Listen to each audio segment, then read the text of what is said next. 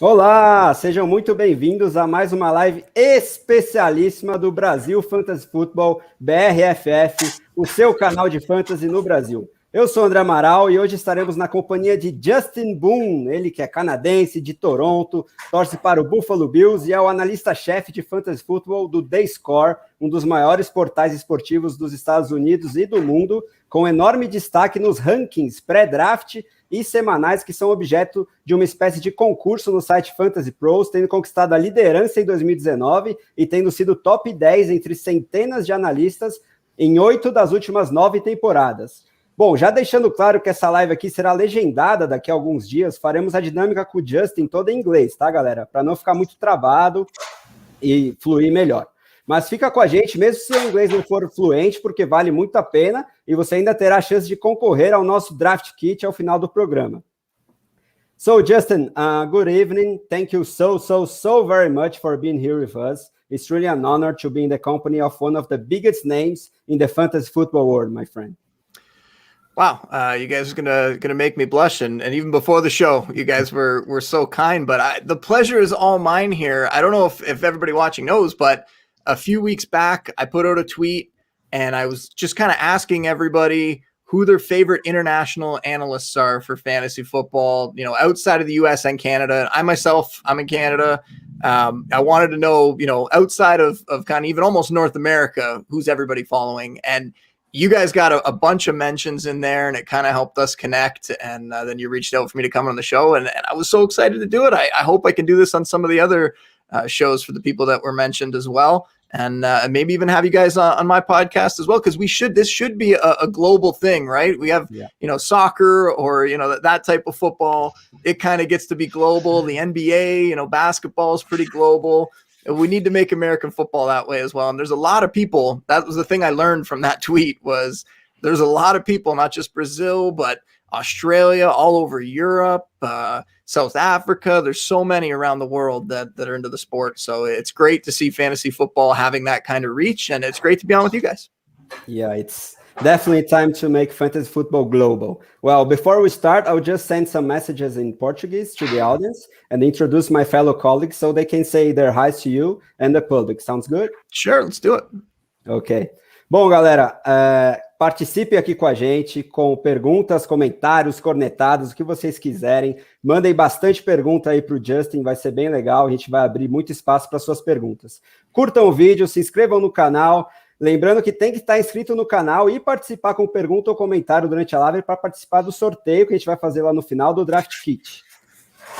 Também deixo aquele convite de sempre para vocês checarem os planos de assinatura do BRFF lá no site, tem o anual e o semestral. Você pode ganhar a segunda edição do recém-lançado livro do Fantasy Football, além de mentoria aqui com os analistas do site, acesso exclusivo antecipado a alguns artigos especiais e o Draft Kit que vai ser sorteado aqui ao final também.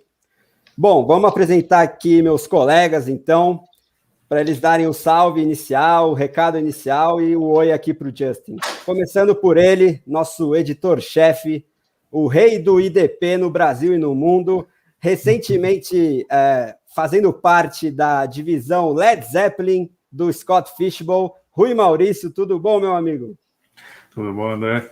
Welcome to Brazil, Justin. It's a huge honor to have you here, and we have a lot to learn from you. Let's do it.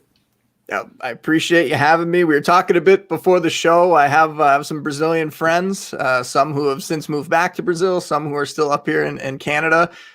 So I'm really, it's exciting for me to be on with you guys. Everybody who I've met from Brazil is just the nicest people. So far, you guys seem exactly the same. You better believe it. Yeah. Bom, também aqui com a gente, ele que vai ser o meu co-host hoje, vai me ajudar bastante na pauta, nos comentários, nas perguntas. O rei das análises aqui nas lives, Caio Bretas, tudo bom, meu querido? Fala, galera, e hello, Justin. My name's Caio, I'll be your co-host today, and, well, it's really an honor to have you here today. I hope to chat a little and to learn a little. It's gonna be awesome, I'm sure of it. Well, thanks. And I will also say thank you to you guys for doing this in English, because unfortunately I speak French, but I don't speak Portuguese. So it's nice of you guys to go against the grain here and do the whole thing in English for me. No, that's not a problem at all.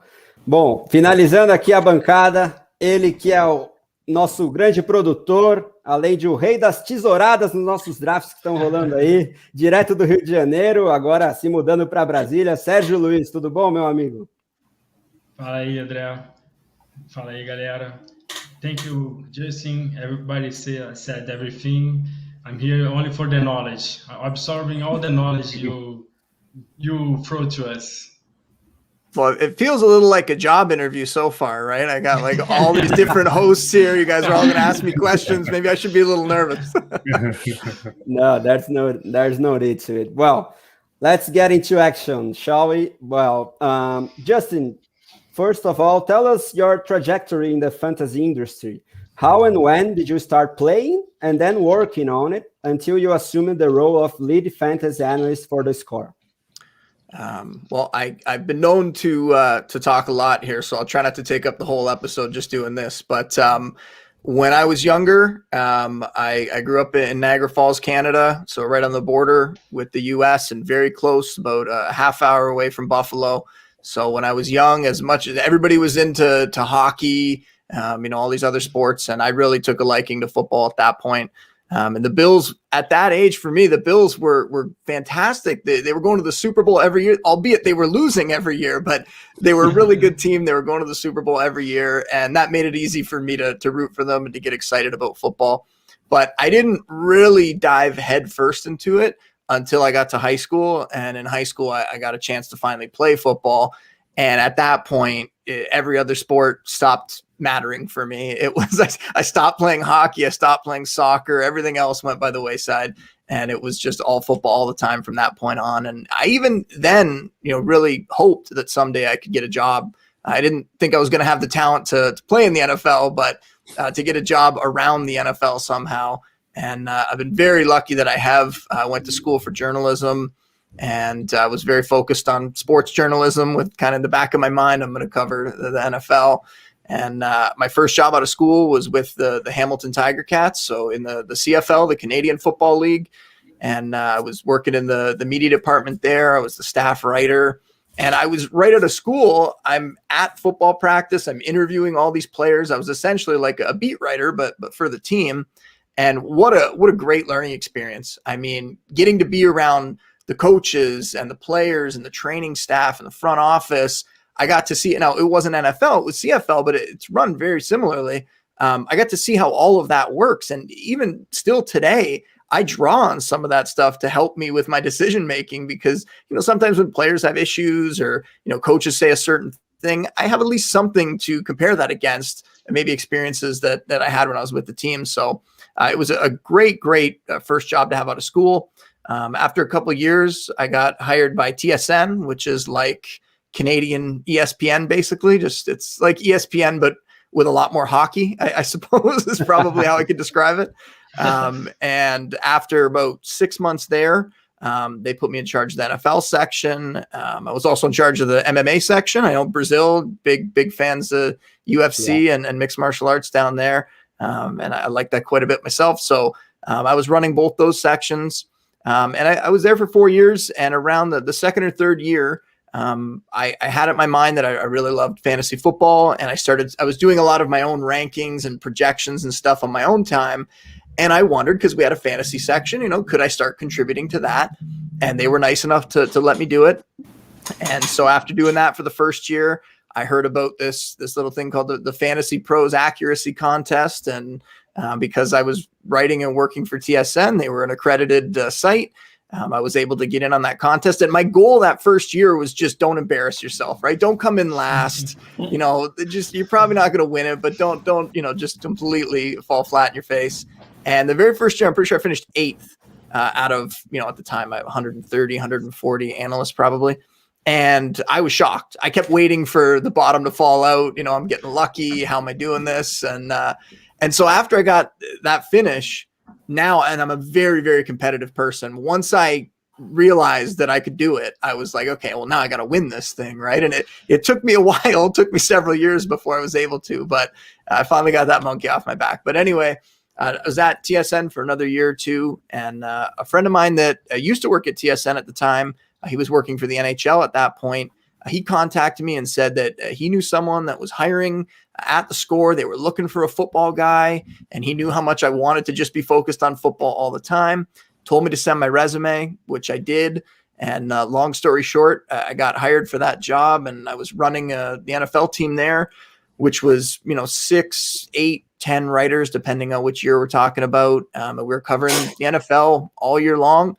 And once again, I ended up with the MMA kind of under my umbrella. I don't think anybody else wanted to take it, and I still loved it, so I took that as well.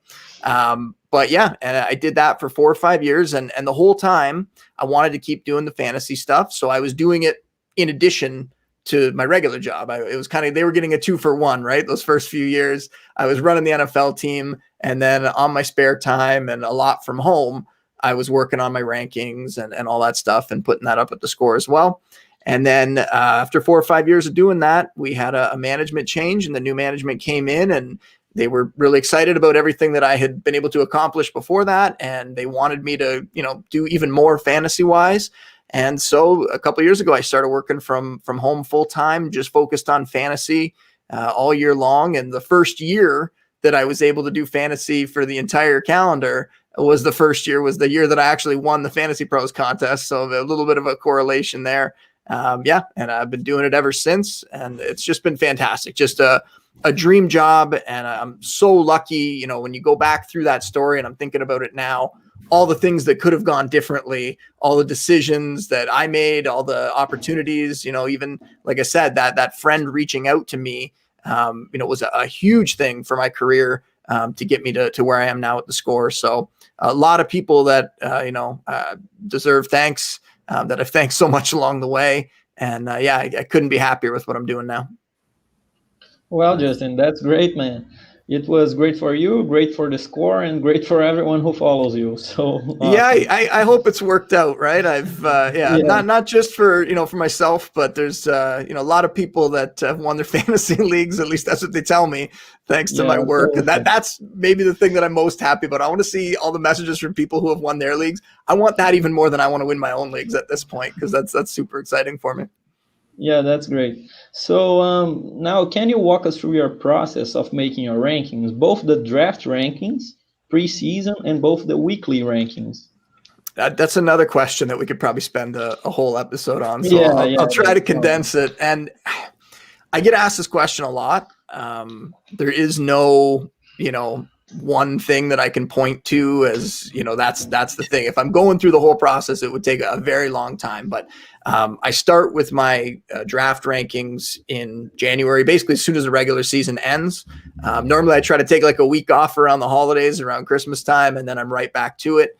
And I create my initial rankings at that point. And then you're just spending the entire off season updating. And it's very similar, just on a longer scale throughout the off season. You're condensing that to each week during the season with the weekly rankings, but you're trying to spend as much time focused on it as you can, going over, every news story, every bit of research, listening to the beat writers, reading all their stuff, and then you add in along the way when free agency happens and the draft and, strength of schedule, all these different little elements you're trying to incorporate as much as you can. And I've talked about this on other shows, kind of seeing it as like a mosaic, right? Like there's all these little paintings that you're trying to use to help make the big picture.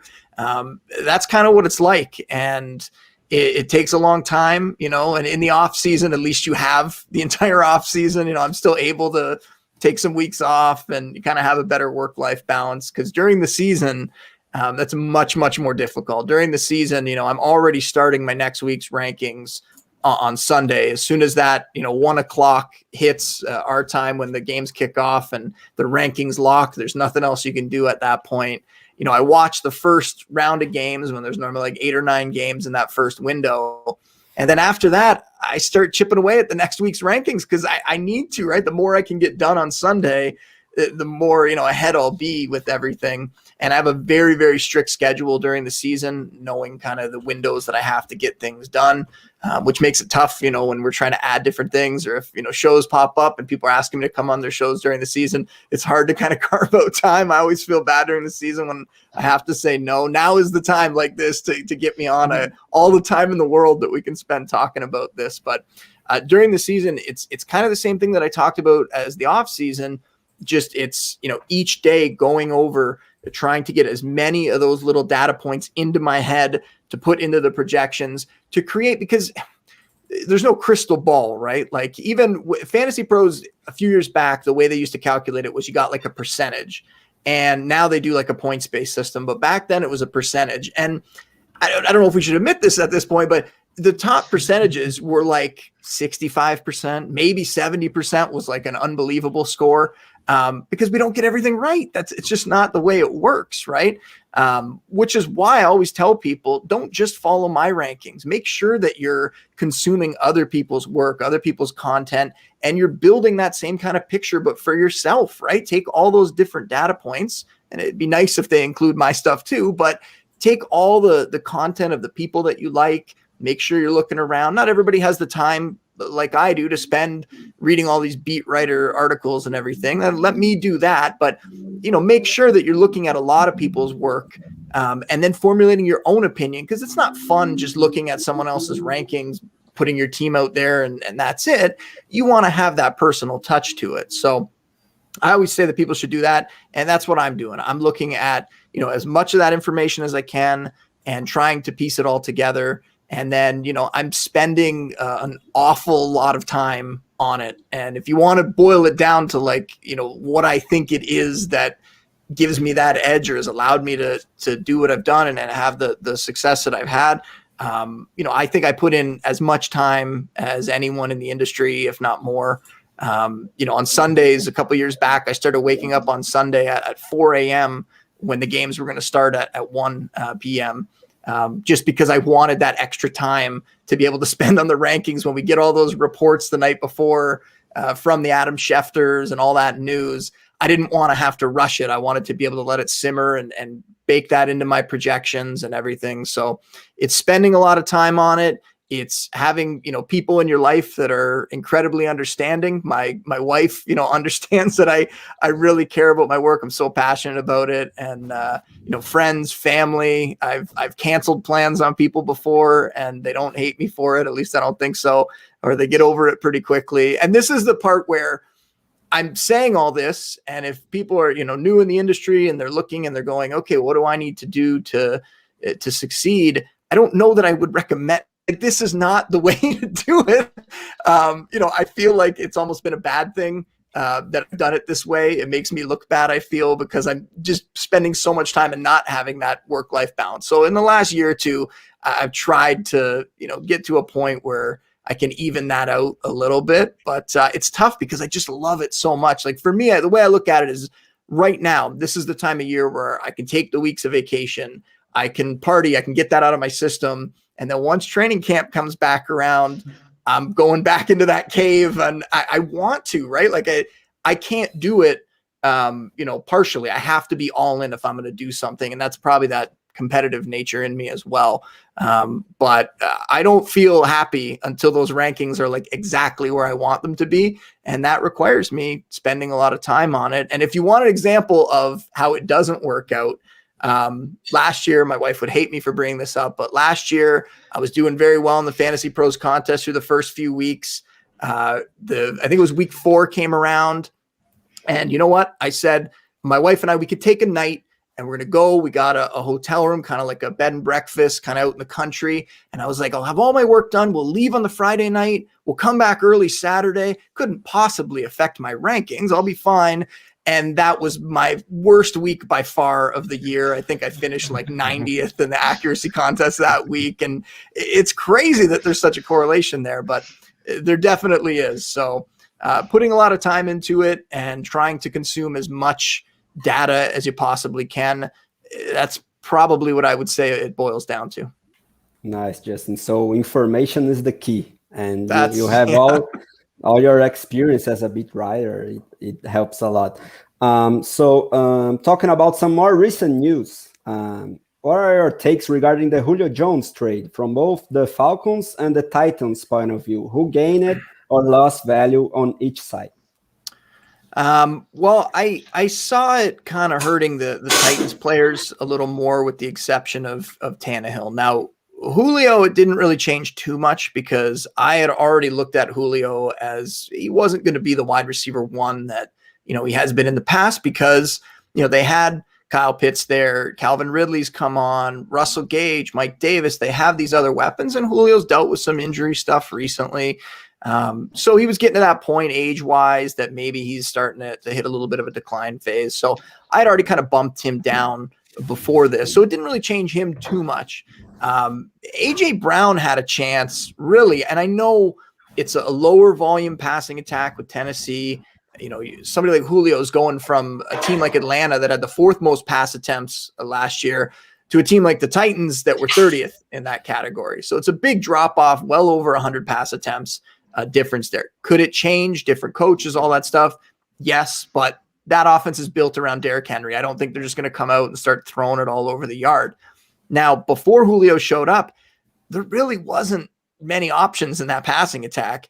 So A.J. Brown had a chance to put up that, Michael Thomas a couple years ago, or Devontae Adams last year, that number where there's just no one else to throw to. So he's soaking up all that volume, and maybe could have finished as the wide receiver one overall. Because Julio's there now, I don't think he has that same ceiling anymore. Still see him as a wide receiver one, incredibly talented young player, but I don't think that he's going to finish in, the top 4, top 5, like maybe he would have before this trade. More of a low-end wide receiver one at this point. Ryan Tannehill, the worry with Tannehill, because he has a lot of things that you would want. He runs the ball, so you get those rushing stats. He's been incredibly efficient since he got to Tennessee, but kind of like me with that Fantasy Pros contest back in the day, you keep wondering when the bottom's going to fall out on Tannehill. Can he possibly continue to be that efficient? And maybe this year with, Corey Davis leaving and Jonnu Smith leaving, maybe this was going to be the year where he was going to take a step back. Well, now with Julio Jones showing up, I don't think that's going to be the case. So Tannehill belongs in the conversation as a low-end QB1. Derrick Henry, not that much change, because he's another one where we were already looking at his stats from last year and going, he's not going to do that again. He's not going to rush for over 2,000 yards. He's not going to put up 17 touchdowns. Maybe with Julio there, they're going to score a whole bunch of points and he'll have a chance to put up a big touchdown total. But I don't think we can bank on Henry putting up the same kind of numbers as last year. So still a guy who for sure could be a top 5 running back. Just wouldn't expect the same stat line as he had last season. And then it really hurts guys like Josh Reynolds or Anthony Ferkser, who are guys who we saw as sleepers, maybe could have had a breakout this year if they got into a bigger role. Now Julio's there. It's not going to happen. You look at the other side, it's really just everybody going up with the exception of the quarterback, right? So it's the complete opposite. Calvin Ridley, people have compared it to, Juju Smith-Schuster when Antonio Brown left. It is not like that at all. They're very different receivers, and we've already seen this sample size with Calvin Ridley where he's put up great stats when Julio was out of the lineup last year. There was 7 games that Julio missed last season, and Ridley averaged, I believe it was over 100 yards a game in those contests. So he can put up big numbers. Kyle Pitts, I still have concerns about, betting on a rookie tight end to come in and just blow the doors off and have this fantastic season. And people are looking at him now and almost treating him like he's already one of those elite tight ends. It could happen. If any tight end was ever going to come in and kind of break that mold, Pitts is the guy, just an outstanding prospect, but I'm still just a little bit worried that, I have him as a top 5 tight end in my rankings, but I have a hard time putting him on the same echelon as those top 3 elite tight ends yet anyway. He might get there, but I have a hard time doing it already. Russell Gage is somebody that really showed well down the stretch last season, put up wide receiver 2 numbers with Julio out of the lineup in the final month or so. So he's going to have a chance to put up some good stats. And, Mike Davis, they might have fewer scoring up your chunk of the passing attempts. So really think Mike Davis is unchanged there. So, and then Matt Ryan is the one that you got to look at and go Matt Ryan with and without Julio. Now Pitts being there will offset that a little bit, but Matt Ryan's, his splits with and without Julio have just been pretty massive, over 40 passing yards a game difference. So I have some concerns about Matt Ryan, especially when you consider the fact that one of the rumors out there was that Julio kind of wanted out because he felt like Matt Ryan was losing his fastball a little bit. If that's true, that's a big concern for that offense as well. Nice. Well, that's truly nice to know, especially that point about Matt Ryan having 40 yards per game less. I didn't know about that. And first of all, before our next question, I'd like to tell the public to ask some things in the commentary section, because later we'll ask you some of those questions that they comment there. So for my next question, well, it's Dynasty season, so let's talk a little about Dynasty, and I know you like it. Can you tell us the rookies that you like the most and that you dislike the most? And then tell us your opinion about some of the most divisive rankings. I mean, Javonte Williams or Travis Etienne, Devonta Smith or Jalen Waddle, Justin Fields or Trey Lance. So go on. All right. Yeah, tough ones. I've talked about this on my show, TheScore Fantasy Football Podcast, just how much I love Dynasty now. In the last few years, I've just completely fallen for it. I've kind of been dropping some of my redraft leagues and trying to add ones that are Dynasty leagues. It's just the best format. And I love that it's year round, right? You can look at it throughout the off season. You can tweak your team in so many ways. You can go all in, you can, do a complete rebuild and essentially tank. There's so many different approaches to try to get to where you want to go and win a title. So I love Dynasty. If we're going to talk about the rookies, there's a couple guys at the top that just looking at their prospect profiles, they look like they could be elite options. And, whether that's immediately or whether that's in a year or two, you look at a guy like Jamar Chase. He didn't play last year, and maybe people, weren't as excited about him because they didn't see him on the field last season. But the last time we saw him he was putting up historic numbers, playing with Joe Burrow at LSU, and now he's back with Burrow. And by all accounts, it seems like the real deal, a guy who could potentially just step in and be a wide receiver 2 right away. And a guy who seems like he's ticketed to be a wide receiver 1 at some point really soon. And then Kyle Pitts being the other guy. And I just talked about him. I think there's a good shot that Pitts is going to end up being a star tight end. My only concern is how fast that's going to happen. And Atlanta's going to try to force it for sure now that Julio's gone.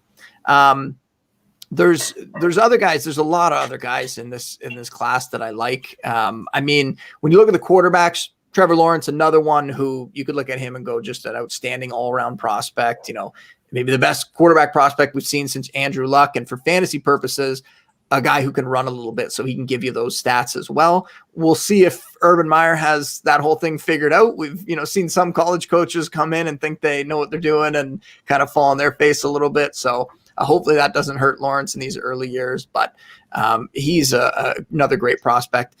Trey Lance and Justin Fields are guys that I'm trying to get everywhere. I love the dual threat ability. I think that, people are a little bit concerned that they might not start right away, like a Trevor Lawrence, who's going to walk in as the week 1 starter. But I wouldn't be surprised if either of those guys end up being the week 1 starter. And I know that the 49ers are still saying they're going to go with Garoppolo, and maybe they'll start the season with Garoppolo. And if he wins, they'll stick with him. If not, they got this other ace card up their sleeve. And I know that today, Matt Nagy, the Bears, was talking about how Andy Dalton is the week 1 starter, but I have to tell her, everybody knows at this point that what are these coaches supposed to say? They want to set it up that way, make the rookie prove themselves, right? This isn't a number 1 overall pick where that guy is for sure going to be penciled in as the starter. Make these guys earn it. And, there's a reason why somebody like Justin Fields fell. Like, NFL teams must not have been as convinced as some of us in the fantasy community or some people in the draft community were about him. But we've heard so many good things that the players are raving about his deep ball. Like I said, he has that dual threat ability. I think he's going to be a great player. So I hope that it happens sooner rather than later. And maybe they will start week 1 with Dalton and let Dalton kind of, fail a little bit. And then you have Fields come in and be the hero at that point. But if I have to pick between those two, I'm going with Lance just because of his surroundings. Great weapons around him, great coaching staff. I mean, you almost couldn't ask for a better situation when it comes to that. And a team that genuinely could get right back into the Super Bowl conversation, right? If they get good quarterback play and a little better injury luck this season, we could see them right back in the mix. So I really like him. The rushing stats, the last time he played, another guy who didn't play a full season last year, but the last time we saw him in 2019, 1,100 rushing yards, I believe 14 rushing touchdowns. Like, Lance could come in and be that, Lamar Jackson, Josh Allen, year one, where might not have everything figured out, but is able to come in and put up those rushing stats and really be a great fantasy asset. So somebody who could help you win your league, in the second half of the season, depending how long it takes for him to get the starts there. I hate that you're asking me the Etienne and Javonte Williams question, because I really like both these guys. I would go with Etienne just because the pass catching chops. And I know the Broncos are talking about Williams saying that he can play on every down and he can do it all. And they're both kind of in situations right now where we're not totally sure what's going to happen right away. I've kind of said already that I think that Williams is going to be the week one starter. I don't even know that Melvin Gordon's going to be on the team, but even if Melvin Gordon's still around, I think we're going to see Williams getting more work than Gordon. I know Gordon, fantasy-wise, he's the bigger name. He's been around for a while. But there's a reason why they traded up in the second round to get Williams. That the organization is definitely all in on him. They wanted to get above the Dolphins and make sure that they got him. And another guy is just a great tackle breaker and somebody that, when you have an old school coach like Vic Fangio, he's going to really appreciate that kind of old school running back like that. So I like both those guys a lot. I'm not going to disparage either of them, but if I was picking, Etienne has the pass catching chops, and really we know that those targets are worth more than carries. We want to see guys and running backs have that ability. Whether he comes in and ends up playing this sort of, this role where he's going to be receiver, kind of gadgety and running back and deployed out of the backfield and everywhere and kind of be like, some of those guys that Urban Meyer used in college, we'll see. But I like the fact when the report came out that he was running with the receivers in practice, I thought that was a great thing. We want him to be involved in the passing game. We know that he can step into the backfield and be used that way. So I really like Etienne. And then the other one was, the receivers, Devonta Smith and Waddle. I think coming out of the gate, Smith might have a better chance to put up numbers immediately just because the Eagles pass catching core, there's not much there, right? They don't really have that much to lean on. Whereas with the Dolphins, there's quite a few mouths to feed in that offense. So I think we could see Smith come out and put better numbers right away, but that in the long term, I think Waddle has that, I hate to compare him again to Tyreek Hill because I know a lot of people do that, but he is a guy that can be compared to Tyreek Hill. Like he has that kind of skill set. And I think he meshes very well with Tua.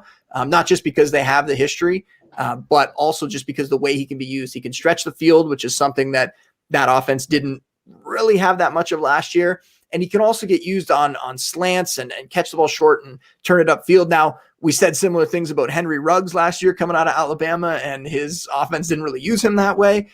So hopefully, the Dolphins, as much as a Bills fan, I don't want to admit that the Dolphins organization is being run very well, but they are, and I think they're going to use Waddle the right way. So long term, I would pick Waddle, but if you're looking for an immediate return on investment, I'd probably go with Smith this year. So Justin, you have talked about dynasty. So in this year, which rookie do you see making being relevant? Which rookie do you think you can draft and redraft? Yeah, I mean, I think we just went over like most of the guys there. If you're looking a little further down, I would take shots on Trey Sermon for sure. I would consider him even at the end of the first round, and that could be a risky play, going after that running back who could get an opportunity. But look at the situation that he falls in. He falls into a Kyle Shanahan rushing attack. That's what we want. I tell everyone every year, make sure that if you don't have the starter for the 49ers, that you load your bench up with the other running backs, because anybody in those offenses could end up being a fantasy star if they get a chance. And we've seen that happen so many times in the past. And now you look at a guy like Sermon, who is a day 2 pick. And I like Raheem Mostert, But Raheem Mostert, I don't know that everyone realizes that he's like 29 years old. And, he's not this kind of young, exciting option. He's incredibly fast, but there's been durability concerns. And almost every time that they've tried to give him more, he's broken down. And we saw that with a guy like Matt Breida as well in that offense. Like, they need a guy that can come in and be just that full-time workhorse back. And I'm hoping that Sermon could be that guy. So he would be somebody else that I'd be looking at very hard as another option who could come in and potentially make a big impact in fantasy this year. Nice. Well, before my next question, we talk about a little more about the veterans. I would like to thank everyone that is participating here. Corey Anaka, Sergio Loss, Fernando Timbó, Brazilian legend here in our fantasy football community. Thiago Sena, my dear friend, Victor Zifrid, Kirla Fogaça, and Bruno Bretas. Keep sending those questions. We'll make them just after this next one. So, Justin, we know you have already released your initial redraft rankings. Which players can you single out as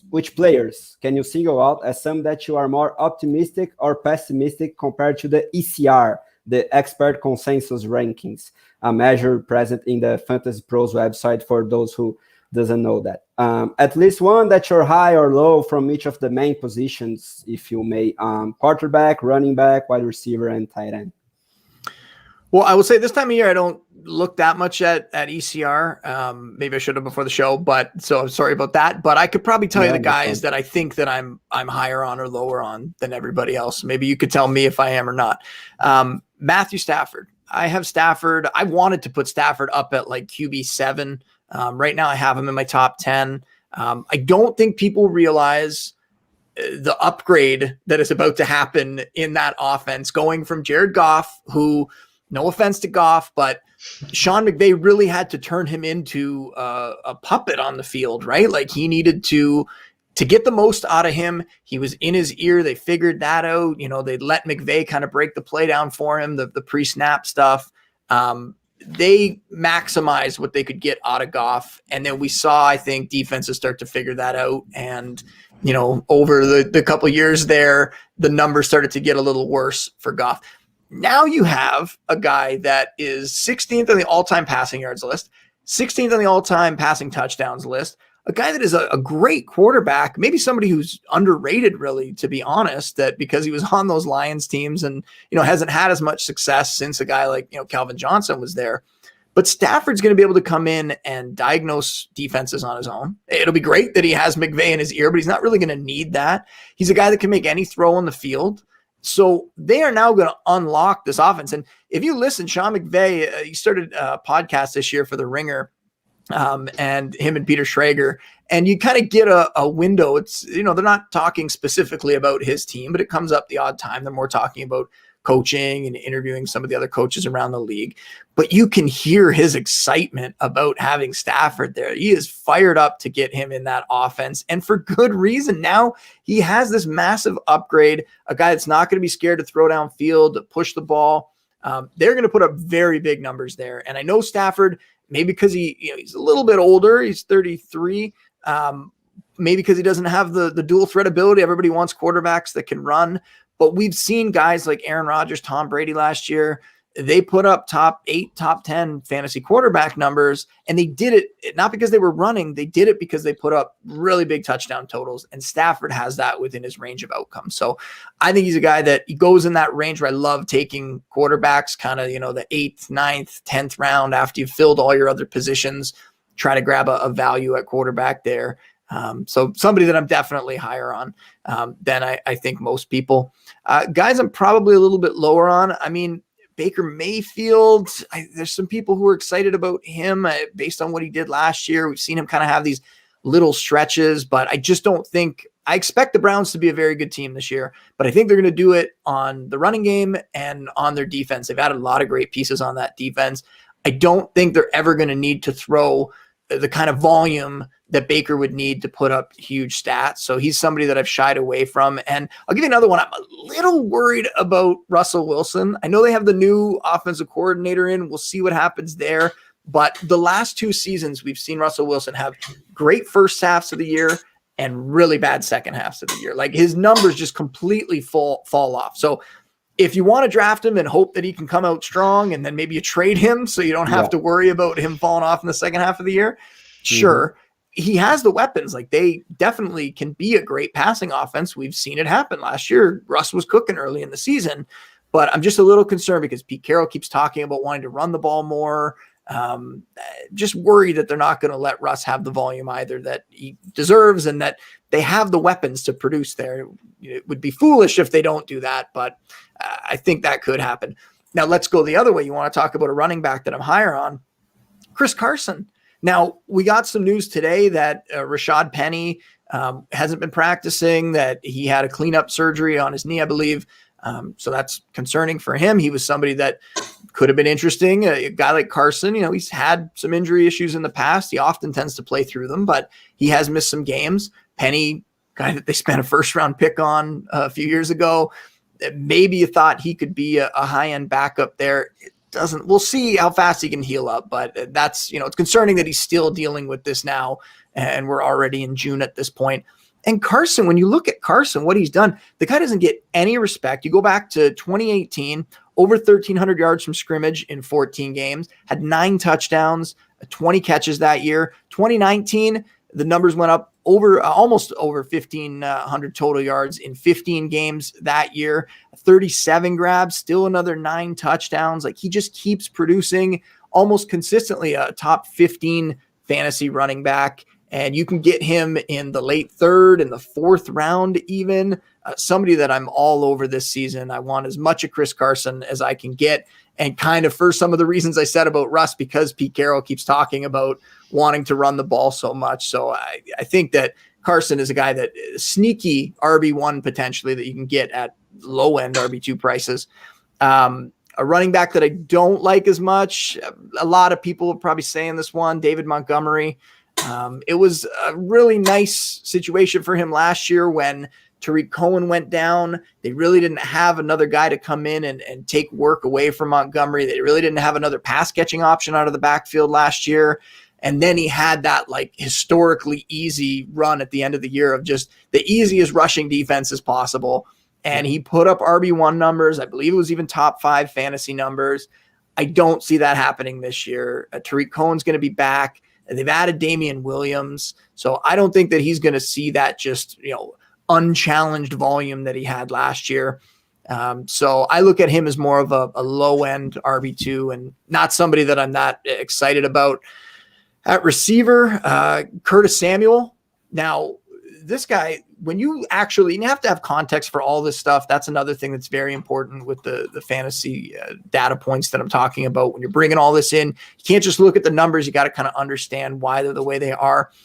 When you look at Curtis Samuel's year-end numbers, they weren't great in 2018, 2019. But when you look at, if you just chop off the ends of those seasons, and if you want to look at 2018, Cam Newton hurt his shoulder. So at the end of the season, that offense wasn't as strong, especially the passing game. And then 2019, they were throwing some other guys out there. They had Kyle Allen most of the year, but then they were trying other guys. Like Will Greer, for example, I believe got a start or so in there. He was playing, and the numbers for Curtis Samuel at that point dropped off as well. But for the better part of the last 3 years, he's been a top 30 fantasy wideout. Last year finished as the wide receiver 24 on the season, and that was as the 3rd option in that passing game. Now he goes to Washington. He's going to be the number 2 there. I don't think it's particularly close. He'll be behind Terry McLaurin, but I think he's going to be the number 2 for sure. And he's going to have an upgrade at quarterback based on the last time he was with Ron Rivera and Scott Turner was in 2019. And they were trying to get him the ball. They were trying to push the ball downfield to him. They just didn't have a quarterback to do it. Kyle Allen was incredibly inaccurate on those deep ball throws. Now you have Fitzpatrick. He'll take those shots. He'll get him the ball. I really like Curtis Samuel. Sometimes you can get Curtis Samuel at like wide receiver 4 prices. Sometimes he falls really far in drafts to the 9th, 10th round. And a guy that I think could once again end up as a top 24 receiver. So a guy I really, really like this year. And I've gone out and made some trades to get him on my dynasty teams too, because he's still very young. At wide receiver, as far as guys I'm lower on, I hate saying this one because he's somebody that has been great for me in the past, but Adam Thielen. I mean, when you look at what he's done over the last few years, it's really come down to the touchdowns. Like the touchdowns have really propped him up at times. I think there's going to be some regression coming there. And he had 14 scores last year. He's just not going to do that again. Like it is so hard. We see touchdown numbers fluctuate so much. And then when you look at his yardage, I mean, he's been held under 60 yards in 17 of his last 25 games. So that feeds the idea that, yeah, it's really been those touchdowns that have kept him relevant in fantasy. They have Justin Jefferson there now, who I think is really going to be the number one receiver moving forward. Irv Smith, very athletic receiving tight end. Dalvin Cook obviously still going to be involved. So I just don't see Thielen having a situation where, you know, he's going to put up a big yardage total and a big touchdown total. So you're taking a chance on hoping that he can put up the big touchdown numbers again. Tight end is tough. I think when you look at where people have those guys ranked, they're probably ranked where they should be. I mean, you'll see some changes throughout the offseason. A guy like, you know, Anthony Ferguson was somebody that I was very high on, but once Julio showed up, he fell back into the tight end 2 ranks. So I'll say Adam Troutman, another guy who is a very athletic receiving tight end for the Saints, going to get his shot this year with Jared Cook gone. Jared Cook last year, kind of a declining Jared Cook. He was still an athletic receiving tight end, but he's at the opposite end. He's, you know, kind of on the decline. But he was able to put up top 10 fantasy stats among tight ends on a per game basis last year. And a big part of that is what they do in the red zone. They look for their tight ends. The Saints have thrown 21 touchdowns to tight ends over the last 2 years. Troutman is definitely capable of getting in on that. A guy who has the athleticism to really get some big gains as well out of that position. Not all tight ends can do that. You see some tight ends kind of catch the ball and just fall over. Troutman can get downfield, and we'll see what happens with the quarterback competition there, but I really like him. And then I've been talking forever here, but Mike Gesicki would be somebody that I'm probably lower on. I have him way down, like outside of my top 15, and I'm guessing some people still have him in their top 10. And that just comes down to kind of like I talked about with the Dolphins earlier. There's a lot of mouths to feed there. And Gesicki's biggest games have really come when guys have been hurt in that offense, whether it was Preston Williams missing time, Devontae Parker missing time. Now, not only are those guys going to be there, but you're going to have Waddle, you're going to have Will Fuller. So they're going to have a lot of other options. And that makes Gesicki somebody that I would just be scared to have him in my lineup every week, because he literally puts up like, you know, he'll put up a huge week, he'll score 2 touchdowns, and then he'll give you 0. Like he had weeks last year where there was just nothing out of him. And that's a scary bet to have him out there as your tight end at that case. Well, man, that's great to hear. I can say I'm happy because I am higher on some of the guys you just said. I'm higher on Matt Stafford. I'm higher on Curtis Samuel and Troutman. And I'm also lower on some of the guys you said, like David Montgomery and Gesicki. So it means I'm on the right path. So I'm confident. And now let's have I hope so. Hopefully I'm on the right path too. Yeah. Let's hope so. But you probably are. I mean, I trust you. And now it's time for some of the questions from the public. And the first one is from Fernando Timbo. And he says, Justin, how important is applied mathematics and analytics for fantasy NFL analysis? It's so important. I mean, factoring all that stuff in, like over the years, and I will say when I first started doing this, I wasn't really taking that into consideration, right? And I think we've seen this across the industry. Everyone's gotten so much smarter. There's still people out there that are just going to throw the hot takes out there, and that's fine. There's people who are out there that are going to entertain you. And I love that content too. I find a lot of that great, but if you're looking to win your leagues, I think, follow people who you see the consistent success. And that's not just me. There's a lot of people in the industry. I always talk about JJ Zacharyson is one of my favorites out there. We've had him on our show a bunch of times. JJ is fantastic. And, a guy that's constantly looking at it from an analytical angle. But I will just say, I don't think that you can go one way or the other. You can't just be a film analysis person. You can't just be about the math. You have to be able to bring it all together. And, I try to do that. And I also try to understand, where my failings are whether it's at a specific position. Maybe I'm not as good at doing film analysis on, running backs, for example, or something like that. Maybe I've noticed that I haven't had as much success there. So then I'll go out and look at who in the industry is really good in that area, and I'll try to learn from them. I used to tell my staff this all the time, that, look around the room and see who's doing the job very well, and try to see what they're doing that you aren't, and try to incorporate some of those things in what you're doing. And I would tell everybody, whether you're in the fantasy industry or not, to try to do that. Try to see who's doing things a certain way, follow their analysis, and try to figure out what's making them think that way. I try to do that. I try to teach through the podcast.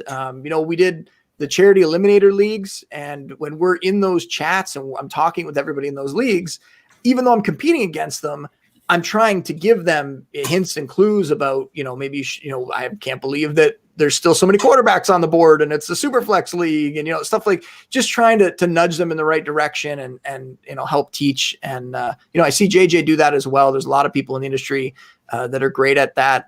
Sigmund Bloom, there's just so many.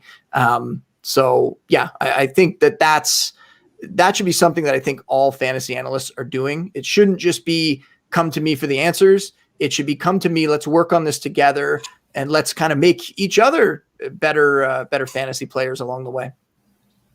Well, yeah, absolutely. And I like to give a shout out to our man, Rui Moss. He's our editor-chief here in Brazil Fantasy Football, and he's probably the leader in analytics, fantasy football analytics here in Brazil. And he's great at it, and I think everyone should really, really read and pay attention to everything he says. Well, and I'm trying to get him into one of these dynasty leagues I'm going to start up. We got to get him. I want to compete against him in one of these leagues. Yeah, it won't be easy, man. It won't be easy.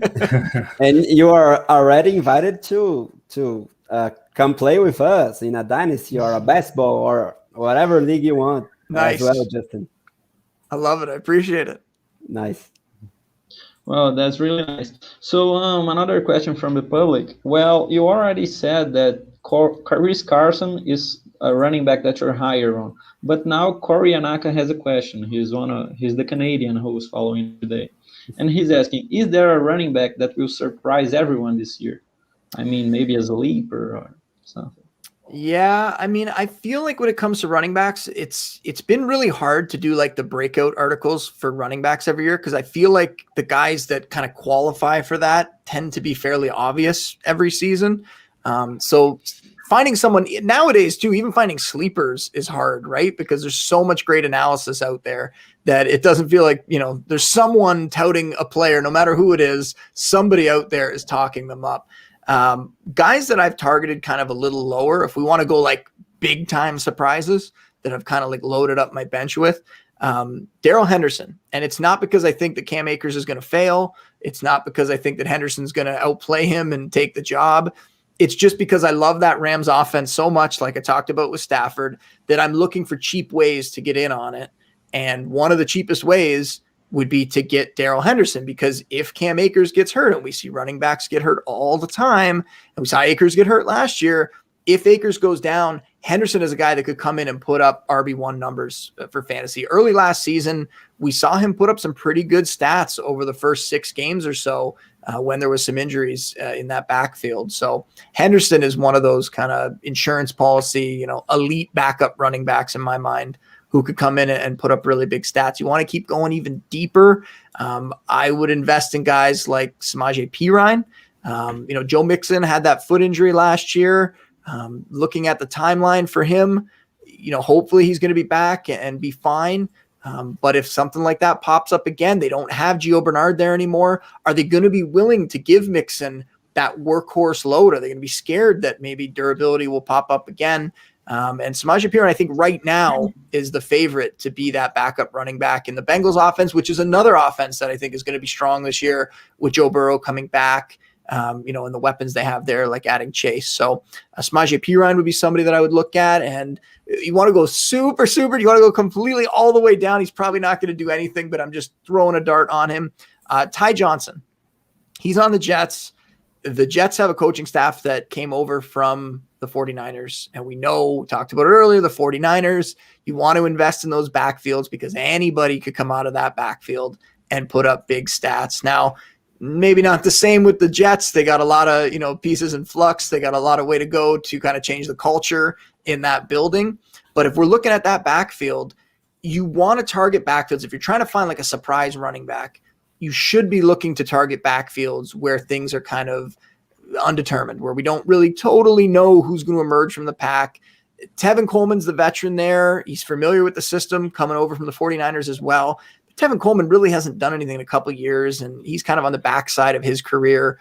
Michael Carter, an interesting rookie, a guy who definitely is a great pass catcher, but going back to college, he was in a split. They never really gave him that workhorse role. Now, we've seen other guys come out and without having the workhorse role, they get to the pros and then all of a sudden they get it. So it's possible he could emerge and be that guy. But I think that his kind of ceiling in my mind is going to be as part of a committee. So then you look, okay, who else is there? Well, La'Mical Pirine is getting zero buzz right now. They're not even really talking about him as a guy who's in the rotation to be in the mix there. But Ty Johnson has been getting some reps with the starters. He's a little bulkier than those other two guys that I mentioned. But he still has some really good athleticism. He's got the speed. He flashed last year in a couple games where he got over 50% of the snaps. He put up some good stats in those contests. So just a guy to kind of, maybe you don't even draft him, maybe take him the last round, or maybe you just keep him on your radar as a potential waiver wire pickup after week 1. But I'm sure we'll see how that sorts itself out during training camp. But somebody to keep in mind as a guy who could come out of nowhere and maybe take on a bigger role in that backfield than people expect. Nice, Justin. Let's talk about you as a fantasy player now. Okay. And giving a shout out to Thiago Senna, who asked you, is it wrong to love standard scoring? What are your preferred league formats or structures? PPR, half PPR, standard, super flex, tight end premium. Do you play IDP leagues, dynasty, keeper, best ball? So I'm not in any preference as a player. I'm not in any standard leagues anymore. Is it wrong to still love it? No, it's not wrong. Every year before the season, I'll do it again this year. I put out a poll asking everyone in your main league, what are the scoring settings? And I've watched every year that poll change from standard scoring being the most popular to now, I think last year standard scoring was like 20%. And we had half PPR and full PPR at 40% each. So it has definitely fallen off. I used to have standard scoring as like the default when you clicked on my rankings. Now I have half PPR as the default page, partially because of those polls, because if that's the way it's kind of going, there's not as many people playing standard scoring. And yeah, if I was going to start a league now, I would never make it standard scoring. But if you're in a league like that and all you and all your friends or your coworkers are in a league like that, that's fine. It's whatever settings you guys all enjoy, then do that. Then stick with that. Do whatever's going to make you happy. For me, I like I said, I really like Dynasty now. I love deep starting lineups. I think the deeper you can make the starting lineups in a league, the more challenging it's going to be. The more kind of theory you could put into it, the more strategy comes into it. I'm in one league, for example, where it's super flex. We start 3 running backs. We start 5 wide receivers. I think there's also another flex position in there. You start a tight end. I tell people now, if you want to make tight end more important, more valuable, don't make it premium tight end scoring. Just make people start 2 tight ends. Let's go a little further down, kind of like with quarterback. And let's make people go into the, outside of the top 20 and try to find some tight ends that are going to break out. I love that. I've played in some IDP leagues. I really enjoy it. I think for me, I don't know that I would want to play in a full IDP league. The way I've liked it best is when it's kind of just augmenting a league where we have an offensive lineup. And then you don't need to necessarily put like a full defensive lineup out there. You could do something like 1 defensive lineman, a few, maybe 3 linebackers and a couple DBs, something that just adds another element of strategy. Like I said, it also forces you to look at that side of the ball more. If you're just one of those people that is only looking at the offensive side of the ball, it can kind of make you more into the league and more into the games and make you better at predicting who's going to be performing well on the offensive side of the ball, the more you know about those defensive matchups. So Yeah, I would say that for me. And then right now, after putting out that tweet that we talked about earlier about the international analysts, I'm trying to put together a dynasty league where we incorporate as many of the international analysts as we can from all these different countries. We'll see if I have success in doing that. It's kind of been mixed results right now to see if we can kind of bring everybody together. There's a lot of time zones and everything to consider. And maybe we will have to have some people from the U.S. involved to have, the U.S. is the biggest country, obviously, for fantasy football. So they should have some representation in there. But, I would love to get some sort of international dynasty league going with some of those settings that I just talked about. And maybe we'll have like a sort of a World Cup where we can award a trophy to the analyst who's the best across the globe. Well, man, that's great. I really like that idea. And by the way, I love the idea of starting 2 tight ends by mandatory. I mean, I never heard of it, and I found it really interesting. But for our next question, Corey Anaka just asked something similar, and it's my next question that I want to ask you. Do you often draft following any strategy? If yes, what's your favorite strategy for 2021? Zero RB, modified, wide receiver heavy, running back heavy? I normally don't go in with like a set strategy because I'm just I want to take value wherever it comes to me. And I don't want to be like really rigid about, okay, I have to take this player from this position in this round kind of thing. You always have to look at the scoring settings before because every league's different. Like I talked about those eliminator leagues, those charity leagues, the scoring settings for those are like completely different than a regular league. So if you don't look at the scoring settings before you go into that, you're probably not going to have any chance of winning. And I would say that any new league that you join, make sure you know the scoring settings. Especially something like Scott Fishbowl that we were talking about earlier, always has kind of a different wrinkle in it every year. And, you have to figure that out and have an idea where you can kind of gain value based on that.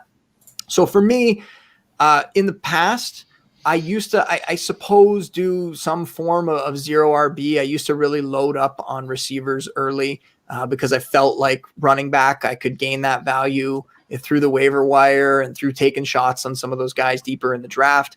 In the last few years, though, I know people call it modified zero RB. I don't really love that name, but really the strategy that I feel like I end up falling into most of the time is taking a running back early in the first couple rounds, making sure that I have a guy that I feel very confident in, who's going to be a workhorse, who I can rely on as my RB1, and then filling all the other positions, getting a strong tight end, one of those elite tight ends in, the second, third, fourth round, getting some really strong wide receivers, and then later coming back, because if there's one, it's hard later in the season to find an impact wide receiver. Yes, injuries happen and guys do pop up, but overall, I don't think there's as much turnover later in the season at a position like receiver. You might have to end up trading and trying to get a guy who can get into your starting lineup there.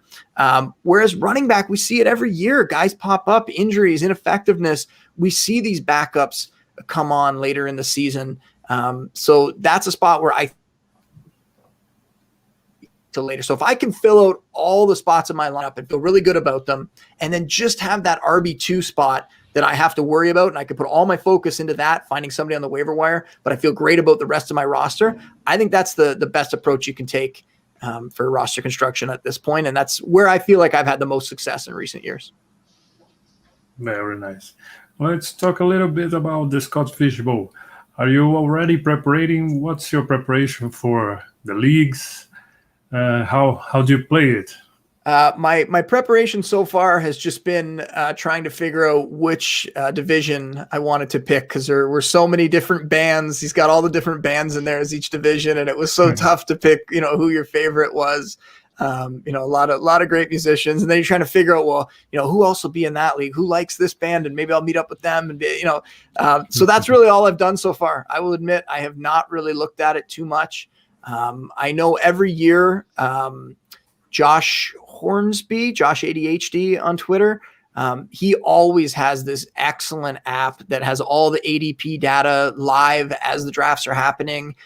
You can look at who else has drafted certain players, where they've gone. And in a league like this, where there's so many teams, so many divisions, there's such a wide variety of drafts, right? It's hard to go in with like a very rigid structure, especially in that league, because you don't know which group you're going to be in. Are you going to be in a group where everyone's valuing quarterbacks? Are you going to be in a group where everybody wants to go 0 RB? So you, more than any draft, I would say you got to be willing to adapt in that one, and try to find value. And the thing I will say, as far as like what I do, I try to look at that app that Josh has, and I try to always get value based on where that player's gone in other leagues. I'm always trying to see like who's the best ADP value while comparing it to obviously my projections and the players I like, to try to, build the best team. And I've had some success. I've, been able to make the playoffs. I think that each of the last 3 years in that league, I came pretty close. I made it to the semis and almost to the finals 2 years ago. But that's one that I have not been able to win yet. So that competitive side of me is raging, and hopefully I can do a little better in it this year. Very nice. I'll see you up there. Yeah. Sounds good. So, Justin, when do you do your projections? How do you think about the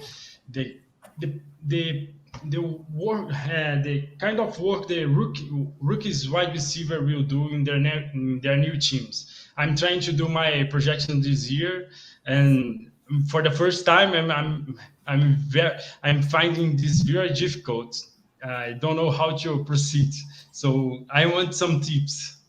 Well, you obviously have to start with the target volume on that team, kind of look at what they've done in the past. If they have a new coaching staff or a new coordinator in there, then you kind of want to meld what they did last year with what that coordinator, that coach has done in a previous stop. Try to see if you can find a middle ground there. So that would be the main spot to start, because you have to when you're doing projections, you have to figure out the volume. That needs to be where you begin, and then you can start to break it down to target shares and touch counts and all that sort of stuff. When I'm looking at the rookies specifically, I'm looking back at their college stats, trying to see what kind of player they were. Looking at their average depth of target. It's not going to translate 1-to-1 because their college offense is going to be much different, I'm sure, than in the pros. And then you have to kind of put that together with how do you anticipate them being used in the offense that they're going to be in? Are they going to be a field stretcher? Are they going to be a guy that's used on a bunch of screens? All that sort of stuff. Who else is on the roster with them? Where are they going to be in the depth chart? Are they going to get a starting opportunity? There's a lot of stuff that goes into it, obviously. And then I combine that with the film analysis that I do in the spring, looking at what type of player they are and kind of what I believe that they could become, or what at least I think they're going to be right out of the gate. And yeah, like I said, it's just bring all that different stuff together. And you could even look at comparables. Like if you have an NFL comp for them, try not to look at just the high end range, because everybody wants to just automatically lean towards them. And I did it earlier when you look at like Tyreek Hill, right? You always tend to compare to what's the best possible outcome for this player. Don't always go with that, but look at players that they compare to potentially as prospects, and then look at what those guys did in their careers, early in their careers, the first year that they got a lot of opportunity, what did they do?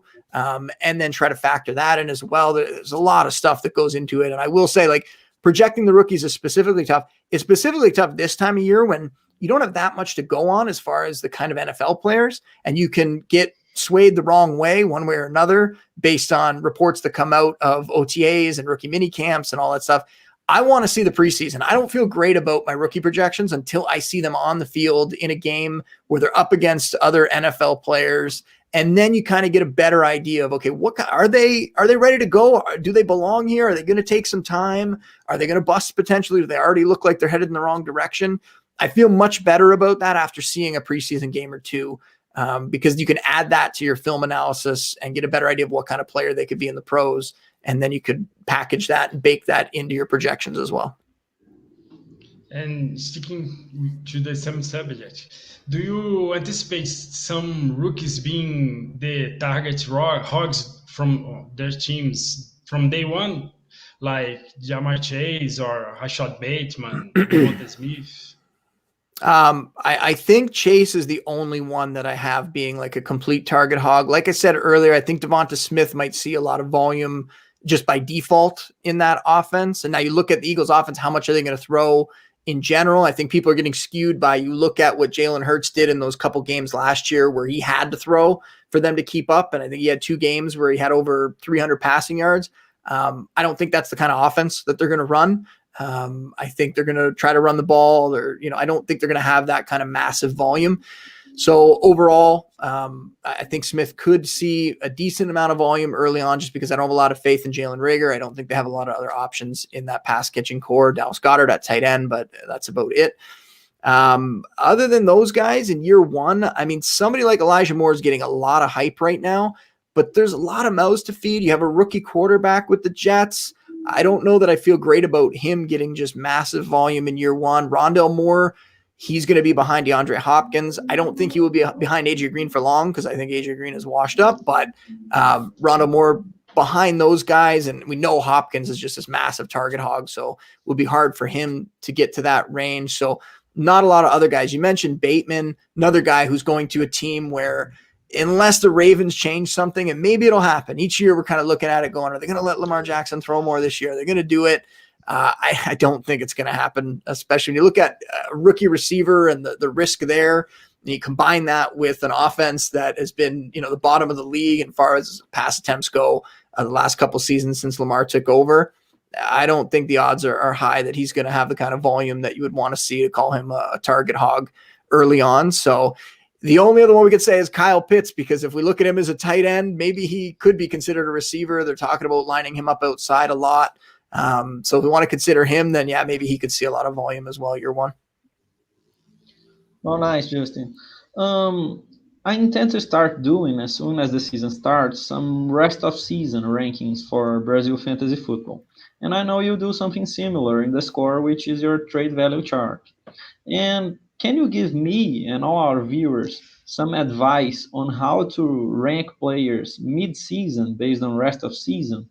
Maybe that guy that you expect little from him and he starts hot, and that guy that you expect a lot and he starts cold, and how to balance that.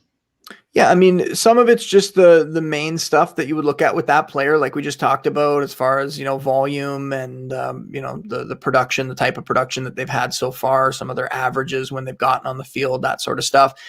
Strength of schedule comes in pretty big, because, the first couple weeks, it's tough, because strength of schedule, we're basing it on a lot of things where it's a little bit of guesswork, right? There's a little bit of, you're looking at what that team did last year, what that defense did last year, but you're also looking at, okay, some of the changes they made in the off season, and you're trying to project what's going to pan out, what isn't, right? And we're not always right about that stuff.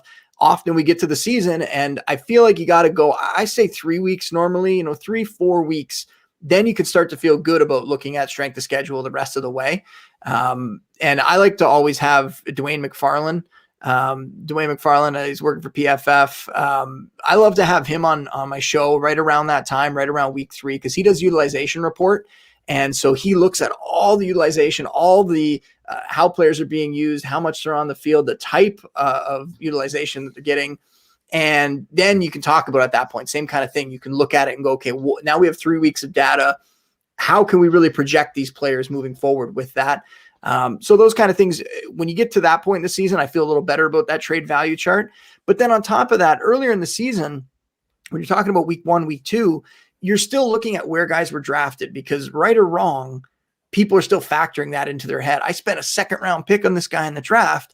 I'm not going to trade him for less than this. There's no possible way I could give him up. So public perception also factors into it a little bit. It's not just where I think they should be valued, but sometimes can you get a little more for a player than he actually is worth, right? And sometimes the guy's value is built up a little bit because of that early in the season. And then the further we go, the more it becomes my projection for the rest of the way with them and strength of schedule. And I also tend to look at, when you're talking about that, when we're only in the early part of the season, I try to look at just like windows, like a 4-week window, try to break the season. It's not quarters anymore because there's the 17th game, but I used to try to break it into like a 4-week stretch. So then you could look at the strength schedule, because after that, things change again. There's injuries to the defensive players, there are injuries on offense, offensive line, all that stuff. You might have thought, after the first few weeks of the season that the Cowboys were completely set and not expected Dak to get hurt and all the linemen to get hurt. and all of a sudden, everything's bust and your value for them early in the season was completely wrong. So, trying to factor everything in once again, it can be tricky, but I would say as the further you go in the year, the more concrete data points you have to build off of, the more confident I feel about that trade value chart. It's another one of those things where I was doing that for myself long before I put it out, right? Like I was doing that for myself just to try to win in trades, just to see where I could get value. And then all of a sudden I was like, well, a lot of other people put this out. I'm going to put mine out too and see if it helps people. So I like hearing that you're going to do it too, because it's another people can compare them, right? They can look at yours, they can look at mine and kind of see where they think a player should fit in between there. So it's great. The more people that are putting that stuff out, the better. Nice. Absolutely. Yeah. Go on, Andre. Well, before we make some last questions from the audience, do a raffle of the draft kit and wrap up the show, I want to ask you something more on the personal side. Do you know Caio Miari, a Brazilian sports journalist that also works for TheScore? And he will be joining us in another YouTube live here on June the 30th. Do you know Caio? Have you talked to him? I do. So he joined the Score NFL team after I became full-time fantasy. So we haven't worked directly together. But we've talked a couple times. He was very excited when he heard I was coming on the show. And he offered to be my translator if we want to do the show in Portuguese. He was like, "Oh, come on, and I'll translate the whole thing for you." And I said, no, the guys are great. They're actually going to do it in English. I hope that you're doing his episode in Portuguese. That'd be pretty cool. But yeah, no, he's super nice. And he's doing a great job at the Score. We got a lot of great editors. Some have been with us for a while. Some have only been there for a year or two. And the Score does such a good job of, getting content out as fast as possible. If you download the Score app, you follow the NFL section, you can follow the NFL fantasy news section and turn on the notifications to get notified every time my work goes up and all my rankings updates and all that. And then you can follow the notifications for the NFL section. And I'm telling you, like when news happens, they are on it. Like you're going to get it so fast to your mobile device. So I highly recommend that because that's another way, especially when you're talking about dynasty leagues and these deep dynasty leagues and something big happens, there's an injury or whatever, you get that notification the quickest in your league. You could be the first one to get to that waiver wire and pick that player up. And, you end up having a player who could potentially get into your starting lineup. So it gives you such a huge advantage. And the Score has been one of the fastest out there for that for a long time. Yeah, for those of you who doesn't know this app, the Score app, it's really excellent. I can talk myself that I use it a lot, especially during the season, during the games. They have all the messages, the notifications. Yeah, and it's not just for fantasy football too. It's across all sports. So yeah, definitely go check that out. It's a free app as well. All my content's free. I know there's a lot of great fantasy analysts out there, a lot of great fantasy draft kits and stuff.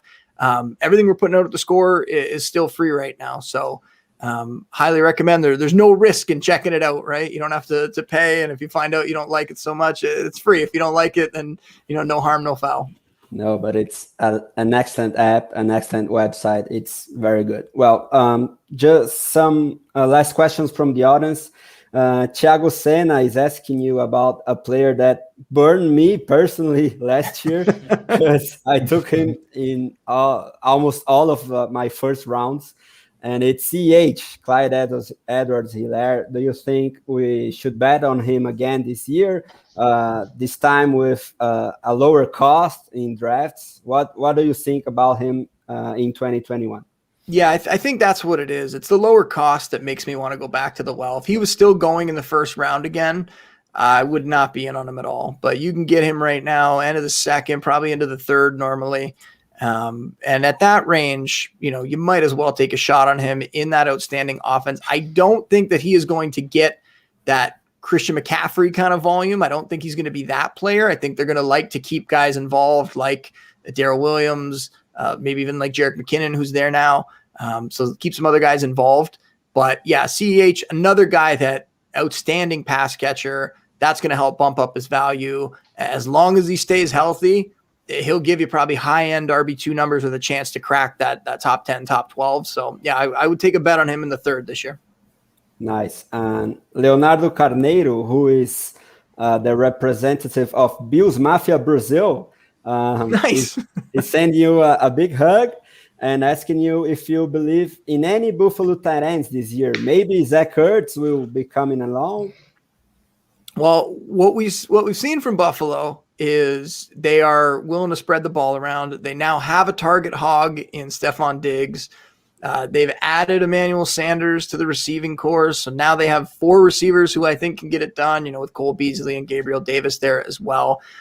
So that's the problem. Whether you're looking at Dawson Knox, whether you're looking at a guy like Zach Ertz coming in, I don't think that they're going to get, if you're looking for like that kind of sneaky surprise tight end, one thing to do, and this goes back to the Adam Troutman thing, you want to try to find a tight end who could be the de facto number 2 receiver in the offense. Maybe they don't have a locked in number 2 option in the receiving core. So then their receiving tight end can kind of step in and be that guy. It's a reason why I was on Jared Cook when he went to New Orleans and he put up decent numbers as a tight end 1. It's a reason why I still like Adam Troutman. It was a reason why we even liked Anthony Ferkser before Julio Jones got there, right? Because he had a chance to be kind of that receiving threat behind A.J. Brown. That's just not the case in Buffalo. They have a lot of good receivers. They're going to spread the ball around. You would need Dawson Knox or Ertz to put up a really big touchdown total in order to crack the tight end 1 range. And that's just not something that I'm going to bet on at this point. I think Ertz is a lot closer to the end of his career than he was to being in his prime when he was putting up really big numbers with Philly. So not a guy that I'm going to bet on, especially. And I do kind of think they're going to end up getting Ertz just based on the way they've maneuvered the salary cap to kind of get just enough money to get him in there. And there were some rumors that obviously they were interested before. I think when he goes to Buffalo, there'll probably be a lot of headlines where people are very excited because of the name and because the Bills' offense. But no, I won't be investing in Ertz or Dawson Knox this year, outside of maybe having them on my bench in some dynasty leagues. I don't think I have Ertz anywhere. I do have Dawson Knox on one team, but I think he's my 3rd tight end in that league. And what about the running backs in Buffalo? Do you? I'm the biggest Zach Moss fan in the world, perhaps. Okay. I have him in every league. So what do you think about him? I think that there is still a good chance, based on where they're going in drafts right now. They're both pretty much values where they're going. Like, they're not going anywhere where you have to invest any serious draft capital to get them. So if you want to take shots on those guys, especially if you're doing that sort of modified RB or 0 RB approach, they're values, right? They might be, one of them might be able to step up. Moss has been injured. He hasn't been on the field. So we'll see if he can get back healthy for training camp. It seems like they think that'll be the case. I haven't been as high on him coming out. I just didn't see him as kind of a difference-making prospect. I saw him more as like a volume dependent guy, kind of more of a grinder guy. And then when you factor in, he's in this offense where I don't think either one of those 2 running backs is going to just completely disappear. I think they're both going to stay involved. And then you get to the bigger problem, which is Josh Allen, his work around the goal line, vulturing touchdowns, and the rushing work that he takes away there. So they aren't guys that I'm investing very heavily in. If I was going to pick between them, to be honest, I think I would actually go with Singletary because you can get him so much cheaper right now. And there were some reports in the offseason that, he really went out of his way to kind of change his body, try to become more durable, try to improve his speed and stuff. I don't think that's going to change much. I think we're going to see a very similar situation to what we saw last year. I think if Travis Etienne had made it past the Jags and ended up for Buffalo, I think they would have taken him. And he even, I believe, expressed that he thought the Bills were going to take him. So someone in that organization had made him feel that way. So yeah, I think they would have liked to have upgraded at that position if they could have. They didn't. And so we're going to see a very similar situation to last year. And then it might just come down to who can stay healthy. And your only real chance to pay off at that point might be if one of the other guys gets hurt and either Moss or Singletary gets the backfield to themselves. But they also brought in Matt Breida, so maybe Breida get involved at that point. Not a spot where I feel really confident. As confident as I am in that Bills passing attack, and the guy to bet on there is Josh Allen and Stephon Diggs as well. Outside of that, it could be a little spotty fantasy-wise, and you could get some inconsistent numbers, some big games, but some inconsistent numbers from the rest of the guys. Well, great, man. Now, our last question before we do our raffle and we call it off. Well, I recently heard your podcast about your must-have players. An excellent podcast, loved it. But I began to wonder about your exposure to those players. I mean, how much exposure do you like to have on your most owned players? What's the maximum exposure percentage that you feel comfortable having? I don't have a number with that, and that is one area where I could probably improve quite a bit because, like I said, I'm just taking value and maybe being a little overconfident in my rankings and my projections, that I will go very heavy on players. And sometimes that works out great, sometimes not so much. But yeah, I'm not really diversifying as much as I probably should be across my different best ball leagues. So yeah, that would be one area that, see, this is like I said, we're having this conversation and, reminding me of areas that I can improve. That's definitely one of them. I should be looking more of that because I feel like every time I check it, I end up having that revelation of, oh my God, I took Robert Woods on that many teams. Like, what am I doing? What if he gets hurt? Right. So, that is a blind spot in my game for sure that, maybe I should be paying more attention to. Nice. So let's do a raffle really quick. I'll speak in Portuguese right now, and then we'll wrap up the show with some last messages, okay? Justin? Sure. Bom, pessoal, vamos então para o sorteio. Tá tudo certo aí, Ruizão? Tudo certo, galera. Vamos começar aqui. Já estou com os nomes da galera aqui no sorteador. Tá aparecendo aí para vocês, né? Tudo certinho. Galera que comentou aqui na nossa live hoje. E o vencedor vai ganhar, o vencedor ou vencedora vai ganhar o nosso draft kit desse ano de 2021 para bombar nos drafts e nas ligas aí desse ano. Vamos jogar aqui. Vamos que vamos. E venceu Leonardo Carneiro. Claro, Bills Mafia. Fazendo jus aqui ao nosso convidado. Vai ganhar o nosso draft kit desse ano. Parabéns e a gente vai entrar em contato com você. Valeu.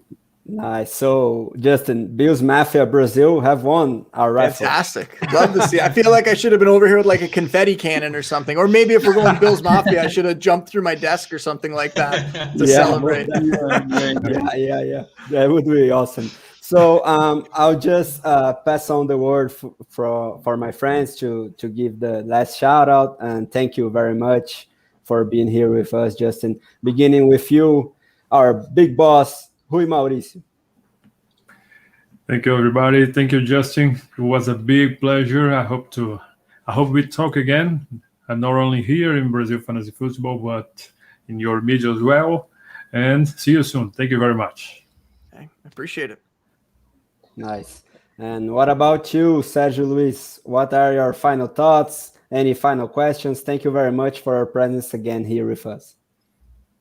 Just want to thank you, Justin. All the knowledge you thought you gave us, it will be very helpful to my projections, and also good luck on your Scottish Bowls and your projections on Fantasy Pros. Yeah, thank you so much. I mean, I appreciate you guys having me. Like I said earlier, I appreciate you guys doing the whole thing in English for me. And then we didn't have to have the translator here, and I can only imagine what a nightmare that could have become. So yeah, it's been great. And I'm so glad that you guys reached out and we did this. And yeah, I was trying to think back to like my Brazilian friends. They used to have these barbecues in Toronto, these backyard barbecues, and they would cook chicken hearts, I believe, and we would drink cachaça. Is that what it's called? Yeah. Okay. And the cheers was like Viva Zapata. Is that a thing? Hopefully I'm not like, I don't know. Yeah. Oh, okay. Yeah, Hopefully that's not like I'm not supporting the wrong political party or something there. I don't know the history behind it, but I think that's what they were saying with the cheers. But yeah, like I said, they were just the nicest people. And joining you guys, it's been so much of the same. I mean, you guys have been so nice, so kind. I appreciate all the kind words, and hopefully we can do this again at some point.